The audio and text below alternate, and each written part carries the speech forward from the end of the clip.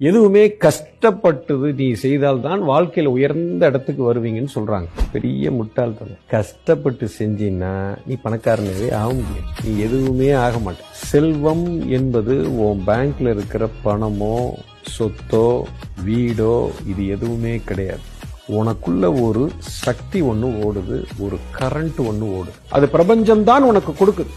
அதை கொண்டு போய் கரெக்டான இடத்துல வைக்கணும். இதுதான் சார் பாயிண்ட். ஒருத்தன் கிரிக்கெட் வீரர் இருக்காருன்னா அவருக்கு கிரிக்கெட் தான் கரண்ட். அதை செய்ய செய்ய அவருக்கு கரண்ட் ஓடிக்கிட்டே இருக்கும். எனர்ஜி திரும்ப திரும்ப அந்த கேமுக்குள்ளேயே கொண்டு வந்து வைப்பாரு. அந்த விளையாட்டை விளையாடுறதுக்கு அவர் எஃபர்ட்லெஸ்ஸா விளையாடுவார். இப்போ அவருக்கு பணமா கொட்டும். கிரிக்கெட் விளையாண்டா எனக்கு பணம் வருமா அப்படின்னு நினைச்சு நீ போய் விளையாண்டினா உனக்கு ஒத்த பைசா வராதுடா. இந்த பிரபஞ்சம் உனக்குன்னு ஒரு பர்பஸ கொடுத்திருக்கு.